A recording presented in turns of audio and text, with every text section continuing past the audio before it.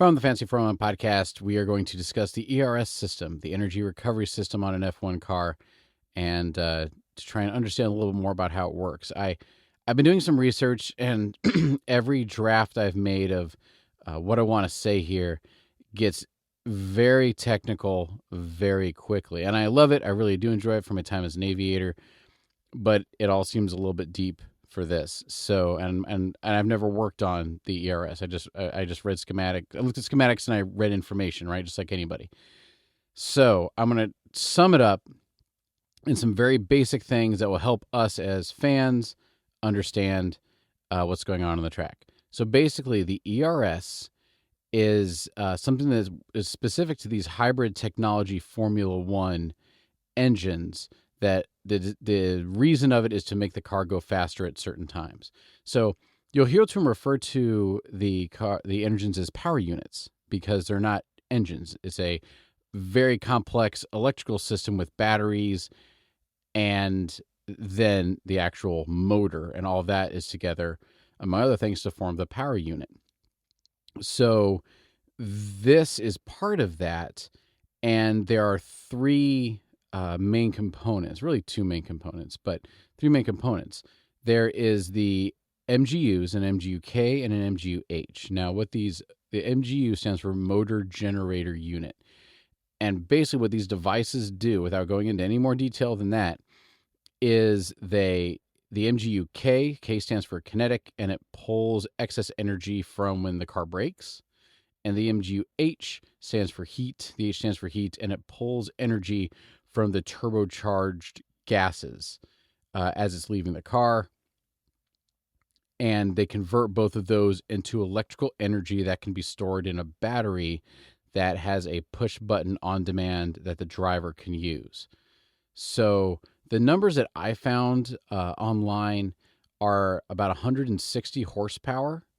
So basically, they can have this button that requires zero spool up time. It's just electrical energy that's right away to the car to make the car go faster. But they don't have it for the full time.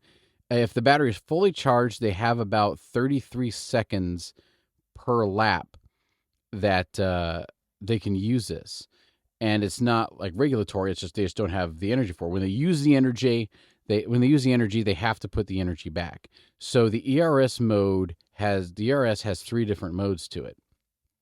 It has a harvest mode, where the system collects energy from the exhaust and from the brakes, but it provides less boost, so the car just can't go as fast. And then it has a deploy mode where the energy stores are released to the car and can be used as extra power. And then they have an overtake mode where it maximizes the ERS and gives you a burst of speed. And so the teams try to optimize ERS depending on the race situations, and so to make sure that the driver has the power when they need it.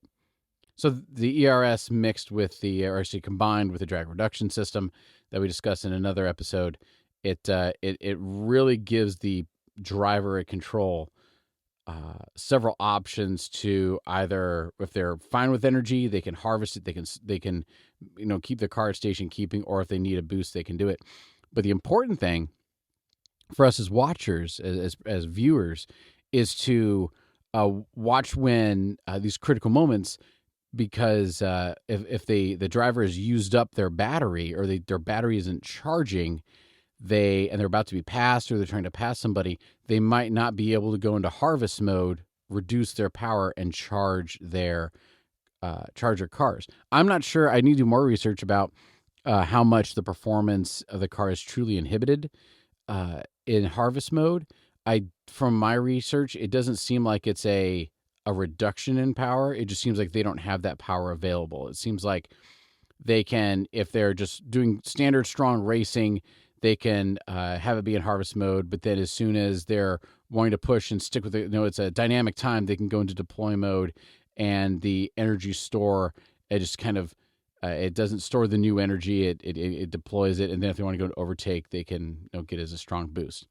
Well, That is our little quick dive into the ERS. Be sure to check out the rest of our content and get caught up on all things before the teams lock. Cheers.